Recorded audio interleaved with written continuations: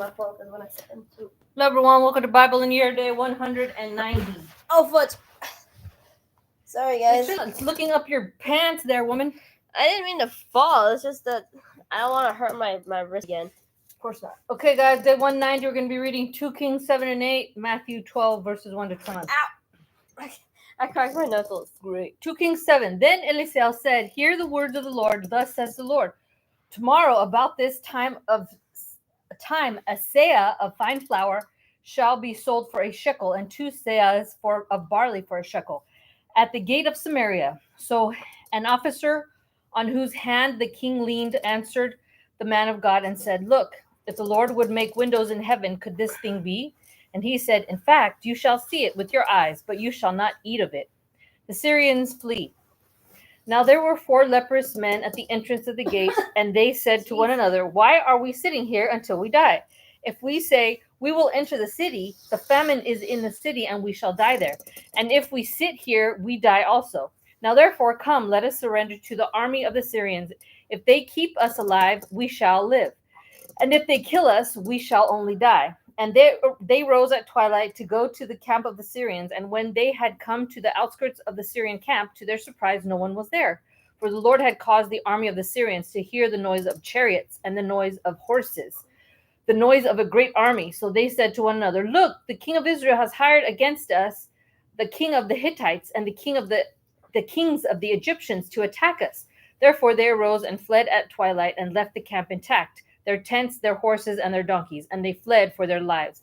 And when these lepers came to the outskirts of the camp, they went into the tent and ate and drank and carried from it silver and gold and clothing, and went and hid them. Then they came back and entered another tent and carried some from there also, and went and hid it. Then they said to one another, "We are not doing right. This day is a day of good news, and we remain silent. If we wait until morning, some punishment will come upon us. Now therefore come, let us go and tell the king's household." So they went and called to the gatekeepers of the city and told them, saying, "We went to the Syrian camp, and surprisingly no one was there, not a human sound, only horses and donkeys tied and the tents intact." And the gatekeepers called out, and they told it to the king's household inside. So the king arose in the night and said to the servants, "Let me now tell you what the Syrians have done to us. They know that we are hungry. Therefore, they have gone out to the camp to hide themselves in the field, saying, 'When they come out of the city, we shall catch them alive and get into the city.'" And one of the servants answered and said, "Please, let several men take 5 of the remaining horses which are left in the city. Look, they may either come like all the multitude of Israel that are left in it, or indeed, I say, they may become like all the multitude of Israel left from those who are summoned. So let us send them and see." Therefore they took 2 chariots with horses, and the king sent them in the direction of the Syrian army, saying, "Go and see." And they went after them to the Jordan, and indeed all the road was full of garments and weapons which their Syrians had thrown away in their haste. So the messengers returned and told the king. Then the people went out and plundered the tents of the Syrians. So a seah of fine flour was sold for a shekel, and 2 seahs of barley for a shekel, according to the word of the Lord. Now the king had appointed the officer on whose hand he leaned to have charge of the gate. But the people trampled him in the gate, and he died, just as the man of God had said, who spoke when the king came down to him. So it happened just as the man of God had spoken to the king, saying, 2 seahs of barley for a shekel, and a seah of fine flour for a shekel shall be sold tomorrow about this time in the gate of Samaria. Then the officer had answered the man of God and said, "Now look, if the Lord would make windows in heaven, could such a thing be?" And he had said, "In fact, you shall see it with your eyes, but you shall not eat of it." And so it happened to him, for the people trampled him in the gate, and he died. Oh, man. 2 Kings chapter 8, the king restores the Shunammite's land. Then Eliseo spoke to the woman whose son had restored to life, saying, "Arise and go, you and your household, and stay wherever you can, for the Lord has called for a famine, and furthermore it will come upon the land for 7 years." So the woman arose and did according to the saying of the man of God, and she went with her household and dwelt in the land of the Philistines 7 years. It came to pass at the end of the 7 years that the woman returned from the land of the Philistines, and she went to make an appeal to the king for her house and for her land. Then the king talked with Gehazi, the servant of the man of God, saying, "Tell me, please, all the great things Elisha has done." Now it happened, as he was telling the king how he had restored the dead to life, that there was the woman whose son he had restored to life, appealing to the king for her house and for land. And Gehazi said, "Oh my lord, O king, this is the woman, and this is her son whom Elisha restored to life." And when the king asked the woman, she told him.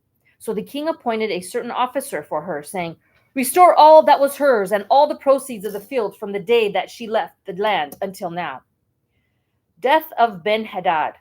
Then Elisha went to Damascus, and Ben-Hadad, king of Syria, was sick. And it was told him, saying, "The man of God has come here."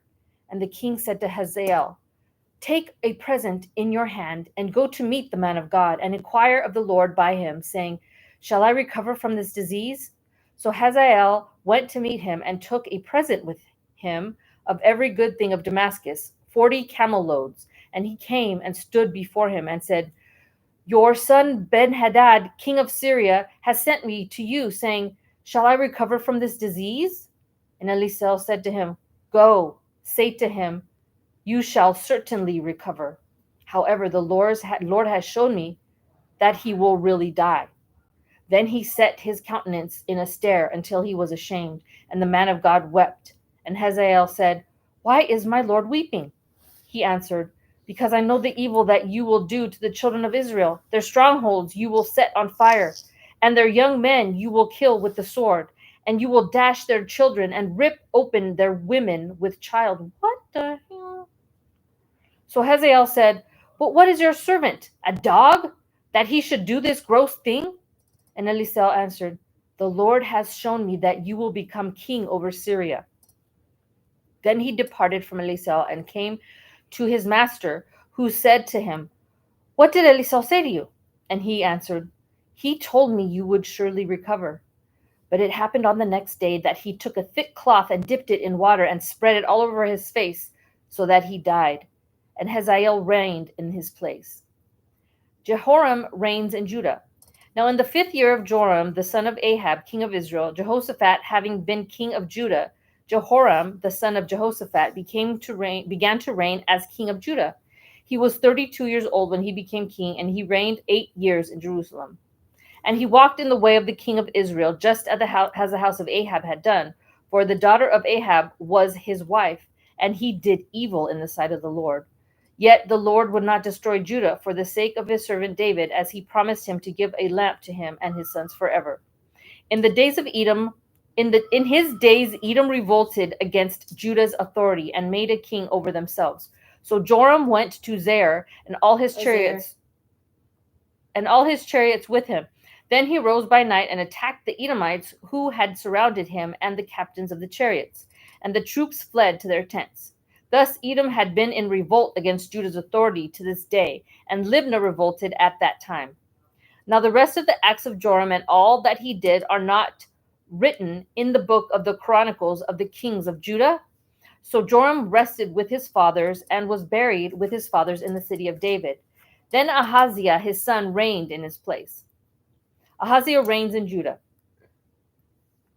In the 12th year of Joram, the son of Ahab, king of Israel, Ahaziah the son of Jehoram, king of Judah, began to reign. Ahaziah was 22 years old when he became king, and he reigned 1 year in Jerusalem. His mother's name was Athaliah, the granddaughter of Omri, king of Israel, and he walked in the way of the house of Ahab and did evil in the sight of the Lord, like the house of Ahab, for he was the son-in-law of the house of Ahab. Now he went with Joram the son of Ahab to war against Hazael, king of Syria, at Ramoth Gilead, and the Syrians wounded Joram. Then King Joram went back to Jezreel to recover from the wounds which the Syrians had inflicted on him at Ramah. When he fought against Hazael, king of Syria, and Ahaziah, the son of Jehoram, king of Judah, went down to see Joram, the son of Ahab, in Jezreel, because he was sick. Matthew 12 verse Matthew chapter 12 verses 1 to 21. Jesus is Lord of the Sabbath. At that time Jesus went through the grain fields on the Sabbath, and his disciples were hungry and began to pluck heads of grain and to eat. And when the Pharisees saw it, they said to him, "Look, your disciples are doing what is not lawful to do on the Sabbath." It's not lawful to eat on the Sabbath. Okay, but he said to them, this is what Jesus said back to them. "Have you not read what David did when he was hungry, he and those who were with him? How he entered the house of God and ate the showbread, which was not lawful for him to eat, nor for those who were with him, but only for the priests? Or have you not read in the law that on the Sabbath the priests in the temple profane the Sabbath and are blameless? Yet I say to you that in this place there is one greater than the temple. But if you had known what this means, I desire mercy and not sacrifice, you would not be condemned the guilt you would not have condemned the guiltless, for the Son of Man is Lord even of the Sabbath." Healing on the Sabbath. Now, when he had departed from there, he went into their synagogue, and behold, there was a man who had a withered hand. And they asked him, saying, "Is it lawful to heal on the Sabbath?" That they might accuse him. Then he said to them, "What man is there among you who has one sheep, and if it falls into a pit on the Sabbath, will not lay hold of it and lift it out? Of how much more value then is a man than a sheep? Therefore it is lawful to do good on the Sabbath." Then he said to the man, "Stretch out your hand." And he stretched it out, and it was restored as whole as the other. Then the Pharisees went out and plotted against him, how they might destroy him. "Behold my servant." But when Jesus knew it, he withdrew from there. And great multitudes followed him, and he healed them all. Yet he warned them not to make him known, that it might be fulfilled, which was spoken by Isaiah the prophet, saying, "Behold, my servant whom I have chosen, my beloved in whom my soul is well pleased. I will put my spirit upon him, and he will declare justice to the Gentiles. He will not quarrel, nor carry out, nor cry out, nor will anyone hear his voice in the streets. A bruised reed he will not break, and smoking flax he will not quench, till he sends forth justice to victory, and in his name Gentiles will trust." God bless y'all. God bless y'all. I can't do.